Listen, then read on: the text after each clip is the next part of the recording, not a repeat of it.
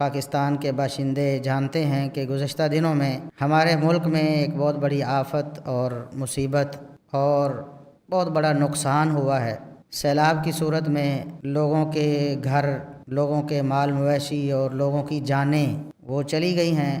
یہ اللہ رب العزت کا عذاب ہے۔ قرآن کریم میں اللہ رب العزت نے لوگوں کو متوجہ کیا ہے، انہیں سمجھانے کا انداز اپنایا ہے کہ اولا یرون انہم یفتنون فی کل عام مرۃ او مرتین، کیا یہ لوگ دیکھتے نہیں، ان کی آنکھوں کے سامنے، ان کے علم میں ساری باتیں آتی ہیں کہ ہر سال 2 سال بعد اللہ رب العزت کی طرف سے ان کو عذاب میں مبتلا کیا جاتا ہے۔ ثم لا یتوبون ولا هم یذکرون، اس عذاب الہی کے بعد بھی نہ تو یہ توبہ کرتے ہیں اللہ رب العزت سے، نہ اپنے گناہوں کی معافی مانگتے ہیں، اور نہ ہی نصیحت عبرت پکڑتے ہیں کہ ہمارے گناہوں کی پاداش میں اللہ کا عذاب آتا ہے۔ یہ لوگ باز نہیں آتے۔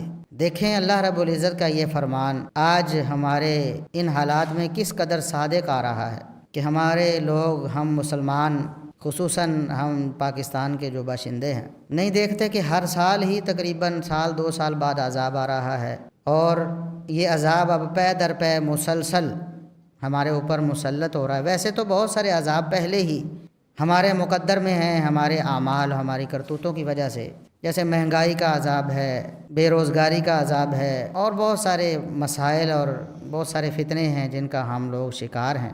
لیکن اس کے ساتھ ساتھ اور بڑے بڑے عذاب بھی ہمارے اوپر سال 2 سال بعد نازل ہوتے رہتے ہیں۔ کبھی زلزلہ آ جاتا ہے، کبھی سیلاب آ جاتا ہے، طوفان آ جاتا ہے۔ یہ اللہ رب العزت کا عذاب ہے اور اللہ رب العزت کی طرف سے تنبیہ ہے۔ اللہ رب العزت نے قرآن کریم میں یہ بات بتائی ہے کہ اللہ رب العزت بڑے عذاب سے پہلے چھوٹے چھوٹے عذاب اللہ رب العزت دیتا ہے تاکہ لوگ باز آ جائیں، لعلہم یرجعون، تاکہ لوگ اللہ کی نافرمانی سے واپس پلٹیں اللہ رب العزت کی فرما برداری کی طرف۔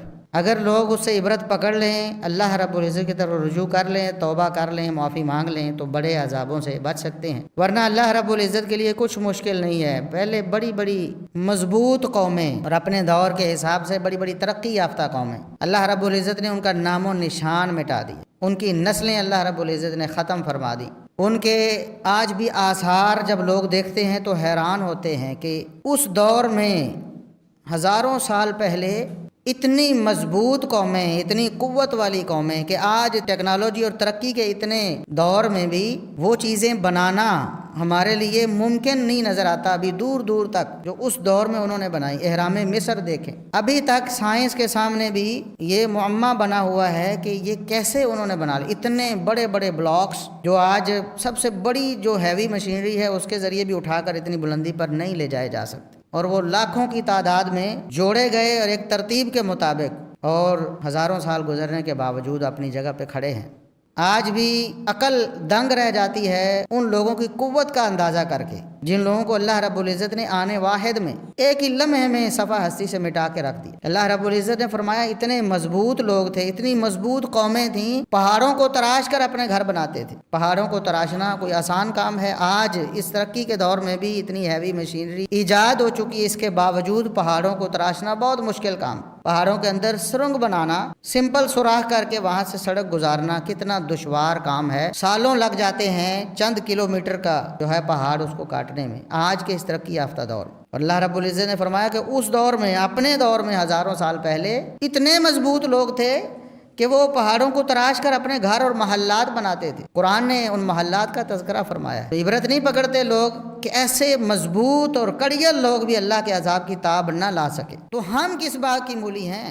آج ہم کیسے بے خوف ہو گئے ہیں کہ ہمارے اوپر عذاب نہیں آئے گا؟ عذاب تو جی ان لوگوں پہ آیا ہے۔ اللہ کا ڈر نہ ہونے کی وجہ سے ہی دنیا کے نظام بھی تہو بالا ہوتے ہیں، برباد ہوتے ہیں، اور آخر کار نتیجہ اللہ رب العزت کے بڑے عذاب کی صورت میں نکلتا ہے۔ اللہ رب العزت سے دعا ہے کہ اللہ رب العزت ہمیں سمجھنے اور عمل کرنے کی توفیق عطا فرمائے۔ وآخر دعوانا ان الحمد للہ رب العالمین۔